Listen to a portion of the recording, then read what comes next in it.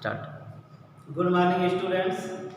Synthesis topic चल रहा था और उसमें हम 5 रूल तक पहुंच चुके थे।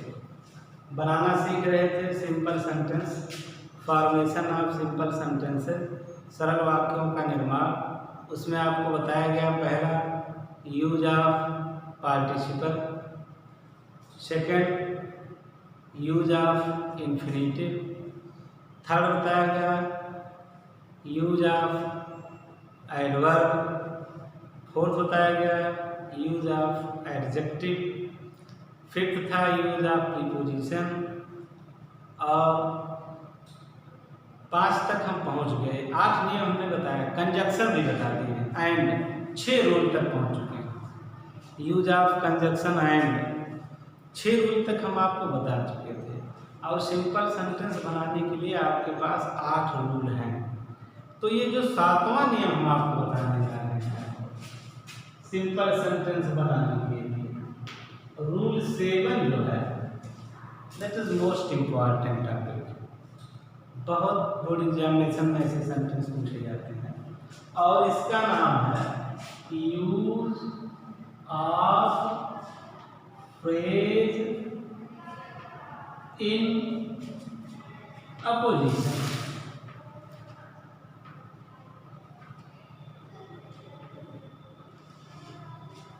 सातवां नियम आपका है सिंपल सेंटेंस बनाने के लिए use of phrase in opposition.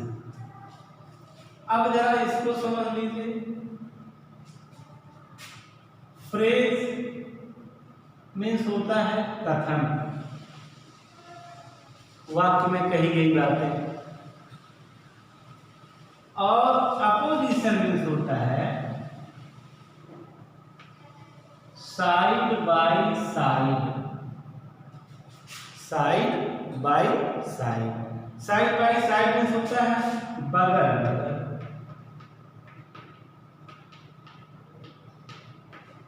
बगल बगल जिसे आप कहते हैं बिल्कुल अगल बगल। Opposition means side by side, just beside, बगल बगल। और फ्रेज मीन्स होता है कथन। अब इनका जरा हिंदी में समझ लीजिए। जैसे किसी के द्वारा कोई भी कथन कहा जा रहा है, कोई भी सेंटेंस बोला जा रहा है, किसी के बारे में वर्णन किया जा रहा है, तो आप क्या करोगे? अगर उसके बारे में 2 बातें की जा रही हैं, 3 बातें की जा रही हैं, तो उन समस्त बातों को आप बिल्कुल बगल बगल रखोगे और जो आपका हेल्पिंग वर्ब रहेगा या जो टेंस रहेगा उसको लास्ट में रख दोगे। आपका सेंटेंस बन करके तैयार हो जाता है। इसी को कहा जाता है use of phrase in opposition. जरा एग्जांपल देखिए, हम आपको बता रहे हैं, बिल्कुल आसानी से समझते जाइए। मान लीजिए सेंटेंस आपका आ गया,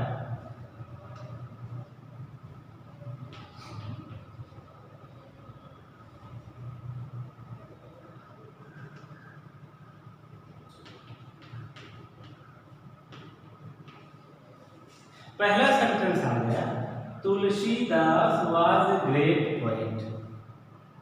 ओके, फिर आ गया ही रोट द रामचरितमानस।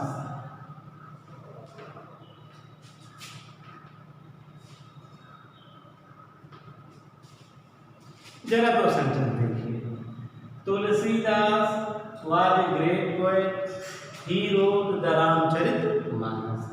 इसमें इन दोनों सेंटेंस में किसके बारे में बताया जा रहा है? तुलसीदास के बारे में बातें की जा रही हैं। कौन कौन सी बातें की जा रही हैं? 2 बातें की जा रही हैं। Tulsidas was a great poet, पहली बात की जा रही है ग्रेट पोएट कि महान कवि थे। दूसरी बात क्या की जा रही है? रोट द रामचरितमानस, तो उन्होंने क्या लिखा? रामचरितमानस लिखा। ओके, अब देखिए जिसके बारे में बात की जा रही है उसको हम अलग लिख लेते हैं। तो बात किसके बारे में की जा रही है? तुलसीदास के बारे में, तो हमने तुलसीदास को अलग लिख लिया और इसके बाद कामा लगा देते हैं। भूलिएगा मत, step by step rule. Tulsidas, इसके बाद क्या लगा दिया? कामा लगा दिया। ठीक, अब इनके बारे में जो 2 बातें की जा रही हैं दोनों को हम बगल तभी तो साइड बाय साइड होगा। तो तुलसीदास आप सबसे पहले लिख लीजिए great poet. Tulsidas a great poet. अब फिर लिख दीजिए रोड द रामचरितमानस।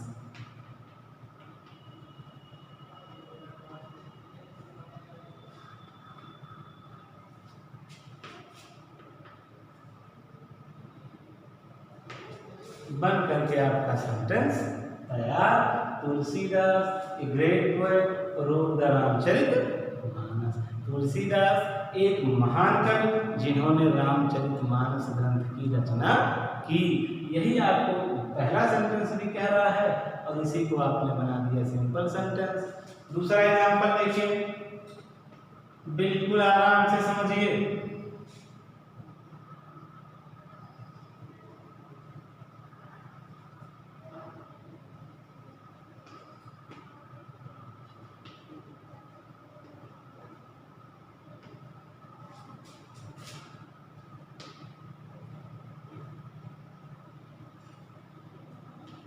देख लीजिए, सेंटेंस पहला हमने लिख दिया, Rana Pratap was a great warrior. Warrior means योद्धा। Rana Pratap was a great warrior. दूसरा उनके बारे में कहा जा रहा है, he was the king of Mewar. Rana Pratap कहाँ के राजा थे? मेवाड़ के राजा थे। तो आपने लिख दिया Rana Pratap was a great warrior. Rana Pratap एक महान योद्धा थे। ही was the king of Mewar. वो कहाँ के राजा थे? मेवाड़ के राजा थे। इन दोनों को एक सेंटेंस बना देना है और सेंटेंस वो सिंपल होना चाहिए। तो आप बताओ किसके बारे में बातें की जा रही है? राणा प्रताप के बारे में। तो आपने लिख दिया राणा प्रताप। कामा लगाने के लिए हमने कहा था ना, राणा प्रताप के बाद आपने कामा लगा दिया। ठीक, अब आप लिख लीजिए ग्रेट वॉरियर।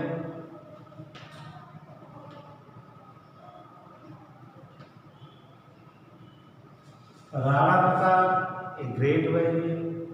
दो बातें की जा रही उनके बारे में, महान योद्धा और राजा। तो राणा प्रताप ए ग्रेट वॉरियर और यहां से सेंटेंस जोड़ दीजिए, was the king of Mewar.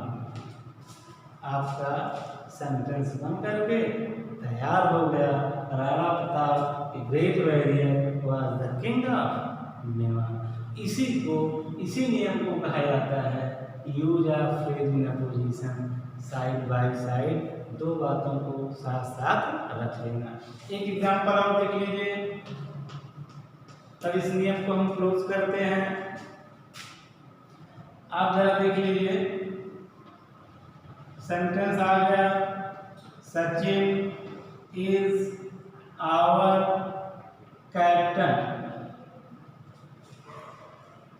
Sachin is our captain. He made 80 runs.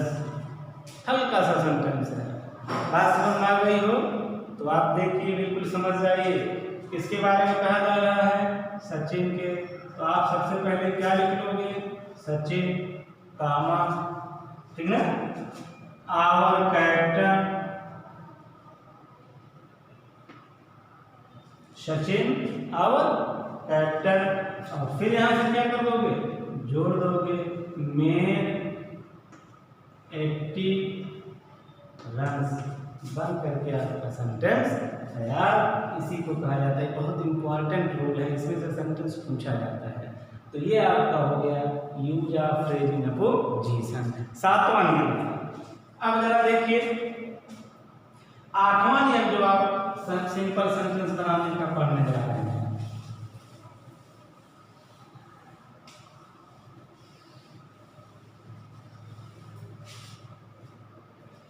Rule 8 और लास्ट नियम, उसे कहा जाता है यूज ऑफ नॉमिनेटिव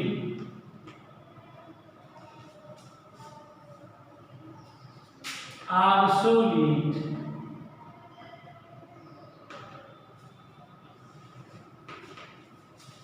आठवां नियम है और लास्ट नियम है सिंपल सेंटेंस बनाने का, use of nominative absolute. Nominative means होता है नाउन, नाउन मीन्स होता है संज्ञा, किसी का नाम, ठीक ना। ऑब्सोल्यूट मीन्स होता है पहले आना। तो यहाँ पर क्या किया जाता है, ध्यान दीजिएगा, जरा रिलेटेड हो जाइए पीछे जब आप पढ़ रहे थे यूज ऑफ पार्टिसिपल, पार्टिसिपल में तीसरा जब पढ़ रहे थे परफेक्ट पार्टिसिपल, परफेक्ट पार्टिसिपल में हमने आपको बताया था हैविंग प्लस वर्ब का थर्ड फॉर्म लगता है, हैविंग प्लस वर्ब का थर्ड फॉर्म लगता है। सेम यही चीजें नॉमिनेटिव एब्सोल्यूट में भी होंगी, हैविंग प्लस वर्ब का थर्ड फॉर्म लगेगा, लेकिन थोड़ा सा डिफरेंस है, अंतर है। अंतर क्या है कि जब आप पार्टिसिपल लगाते थे परफेक्ट पार्टिसिपल तो आप पहले लगाते थे, लेकिन इसमें क्या होगा नॉमिनेटिव एब्सोल्यूट बनेगा कैसे कि जब आप सब्जेक्ट के बाद पास्ट पार्टिसिपल रख देंगे, किसके बाद, सब्जेक्ट के तुरंत बाद परफेक्ट पार्टिसिपल रख देंगे।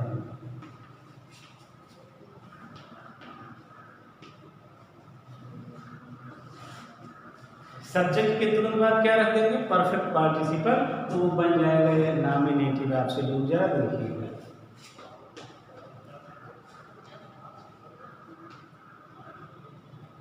द सन रोज,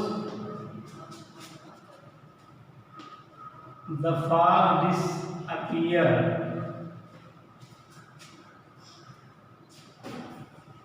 यही सेंटेंस है, सेंटेंस है। अब जरा देखिए, द सन रोज, सूर्य उगा, द फॉग डिसअपीयर्ड, हो रहा है। अब इसमें क्या करना है, द सन, आपका मेन क्या था, सन था, द सन लिख दिया, द सन लिखने के बाद perfect participle, the sun having risen, the fog disappeared.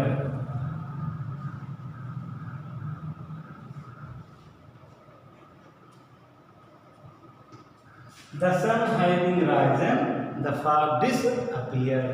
ये बन गया क्या, नॉमिनेटिव एब्सोल्यूट बन गया। यही नॉमिनेटिव एब्सोल्यूट है कि आपने नाउन के बाद, संज्ञा के बाद, सब्जेक्ट के बाद क्या लगा दिया, परफेक्ट पार्टिसिपल लगा दिया। लेकिन यही सेंटेंस इस तरीके से लिख उठे, ध्यान दीजिएगा, having risen the sun, the fog disappeared, तो ये परफेक्ट पार्टिसिपल बन जाएगा। दोनों में अंतर यही हो गया ना। आपको इसमें हैविंग प्लस वर्ब का थर्ड फॉर्म सन के बाद रखना है, और इसमें आप पहले रखते हैं having risen the sun, the fog disappeared. लेकिन जब आप कह देंगे the sun having risen, the fog disappeared, तो ये हो जाएगा नॉमिनेटिव एब्सोल्यूट। एक और एग्जांपल देखिए, जरा समझिए बात को।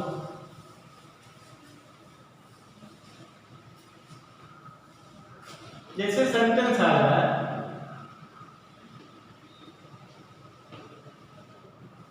The police arrived,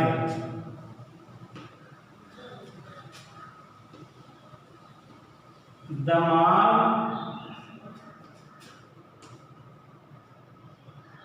dispersed, the police arrived, the mob dispersed, police आ गई, the mob dispersed, भीड़ तितर बितर हो गई।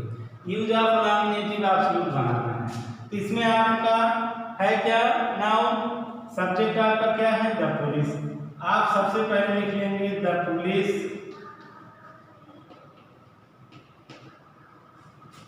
हैविंग arrived, थर्ड फॉर्म लगाई है, the police having arrived, the mob dispersed।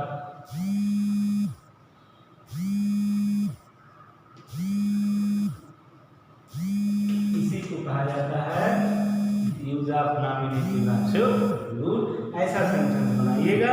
अब आपका फॉर्मेशन ऑफ सिंपल सेंटेंस, सरल वाक्यों का निर्माण समाप्त हुआ।